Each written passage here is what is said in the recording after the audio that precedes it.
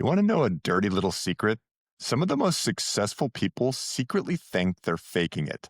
They call it imposter syndrome, and it's not just insecurity. It's a pattern researchers have studied for nearly 50 years.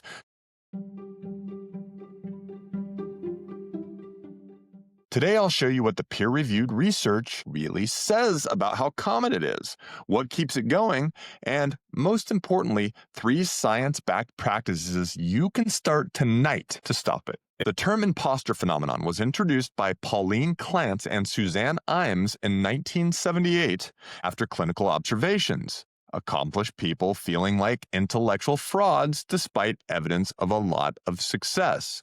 They created the Clance Imposter Phenomenon scale, CIPS, still used today. Now, in a recent meta-analysis, it showed that this phenomenon is widespread across all of the fields, academia, medicine, tech. It doesn't matter what you do. There are people that are highly competent, probably really good at their job, and they think they're a fraud. There are estimates that often 20 to 50% in high-pressure samples are living with imposter phenomenon. Now, some scholars argue the label syndrome distracts from the structural issues, things like bias, recognition gaps, and it creates an environment where this imposter feelings thrive. Now, let's add some newer research. While no ultra-large representative sample gives a precise prevalence number across all populations, one recent review suggests imposter feelings persist across gender, though manifestations differ. Social identity factors, like if you're a woman or a minority, this may amplify the effect due to the feedback scarcity, right? But attribution style and environment matter too. So if you're a high achiever feeling like a fraud, you're not alone. And this is not just a me problem. It's been studied. Take a deep breath. You're good. Now, what keeps these imposter feelings alive? There are 3 research-backed mechanisms. Number 1, perfectionism and maladaptive standards. A meta-analysis shows perfectionism correlates strongly with imposter feelings. People with high personal standards feel more like imposters when they fall short. And it probably should be the opposite if we're being honest, right? If you've got high standards and you fall short a little bit, you shouldn't be beating yourself up about it. You should be taking the win, right? You're doing something tough. Be happy that you're challenging yourself in the moment. I mean, life is about the process.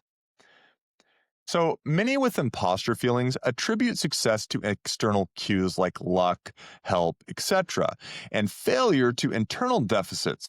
Now, this attribution pattern is supported in early and more recent research. And then there's social comparison and feedback scarcity. In competitive fields with sparse positive feedback, people misinterpret silence or high expectations as proof they're not good enough. All right, now let's break each one of these out with what to watch out for and the research behind it. Now, for perfectionism, studies show people with high imposter feelings also have a high discrepancy between standards and performance. This gap creates cognitive dissonance. I should be perfect, but I'm not. Now, for attribution, early work by Clance and Imes described this pattern. Subsequent work frames the internal-external attribution split as key. Now, for social comparison, situations where people have ambiguous feedback, like only good job without specificity, or they might be in a minority role, and this just amplifies those imposter feelings, right? Now, a practical takeaway. If you're experiencing imposter feelings, check. A, are your standards unreasonably high? They probably are. Do you credit yourself when you succeed? Or do you just blast yourself when you fail? C, are you in a feedback-poor environment? Now, here are 3 concrete, research-backed moves you can apply today. Number 1, self-compassion practice. Short, daily exercises. Studies on the Mindful Self-Compassion MSC program, which is basically this 8-week workshop, it showed significant increases in self-compassion, mindfulness, and well-being maintained at a 6-month follow-up. right? It didn't just happen while they were at the clinic or in the program, but after they were done, it continued having its effect. Now, tonight, you can practice this, right? Write a self-compassionate letter to yourself about a recent win. Name what went well and give yourself a kind response. There's also attribution retraining, which is basically just this thing called cognitive reappraisal. And it uses CBT-style techniques to challenge. It was just luck. And train your brain to catalog evidence of your competence. Clinically, this shows efficiency in reducing performance anxiety, shame, and imposter-related self-beliefs. Now, how can you practice this?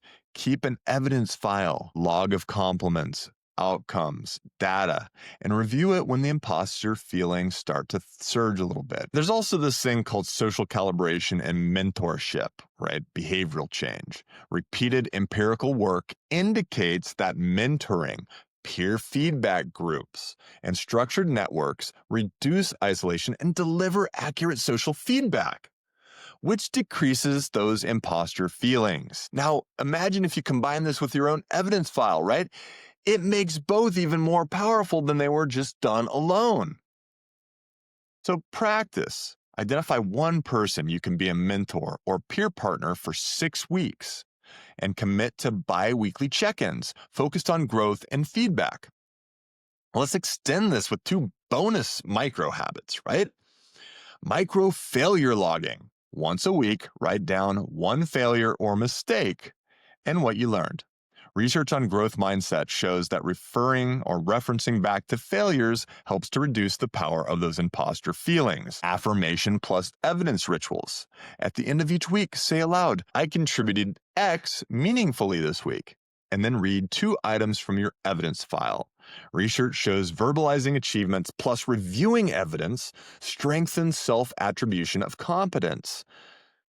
Now, while direct RCTs on the specific combo are scarce, it aligns with attribution retraining mechanisms, that cognitive reappraisal we talked about earlier. Now, here's a 3-line rebuttal script you can use in the moment, plus how to journal your progress. So in the moment, right? In the moment, name it. The imposter thought. I'm not a fraud. Evidence check. Pull up one item from your evidence file, an email, a metric, a compliment, and read it aloud. Next comes the self-compassion line. I'm allowed to learn. Mistakes don't erase competence. And then repeat this mantra twice. Journal prompt for the week. On day 1, log your most intense imposter thought and what triggered it. On day 7, revisit that log and add, what did I learn about myself? What evidence file item can counter that thought? Research on brief single-session MSC practices reduce anxiety and boost self-confidence. These aren't just theory, my friends. These are things to use, right? So if you've got that imposter phenomenon, maybe you're a high-tech engineer, maybe you're a high school student, right? I used to work with high school students, and let's be honest, the smartest kids always felt like they were failures. They were perfectionists, right? They were driven so hard, and you guys can use this stuff, and I think you probably should. Now, let's talk about the growth arc. Because feeling like an imposter doesn't disappear overnight. It evolves. Set aside once a month for a competence inventory. What I did this month that I can prove I did. What feedback I received. What I struggled with and what I learned. This kind of structured reflection aligns with research on self-concept clarity and attributional retraining. You create a clearer map of who I am and what I do. It's not just out in the nebulous, right? I mean, it's not out in the ether. You've got these concrete items telling you. And then there's also growth. Recognize that the imposter feelings may return when you step into a new challenge. Look, that's normal. We all have it, right? Anytime we're doing anything that is sort of outside of our comfort zone, right? Recognize that imposter feelings might return. That's normal. The difference, you now have tools, Think of your imposter thought like a smoke alarm. It signals change is underway, not that you're underqualified, not that you're unqualified. If your brain says, you're a fraud, you respond, thanks for the alert, smoke alarm. I'll check the stove. Now, here's a practice suggestion. Every quarter, review your evidence file. Update your self-compassion ritual. Reconnect with your mentor.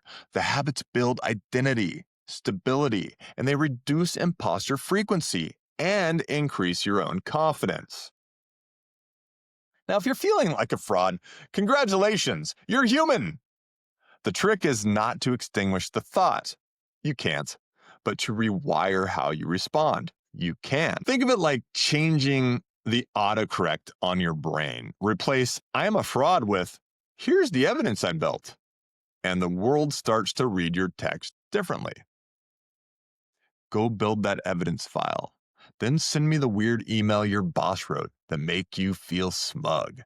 I'll smile with you. This has been another episode of Planting Thought. If you enjoyed this episode, please hit the like button, subscribe, comment, and share with a friend. These practical tips are here to help you guys plant yourselves firmly in the world, have beautiful, lovely thoughts, and enjoy your life. I'm Mike. This is Planting Thoughts.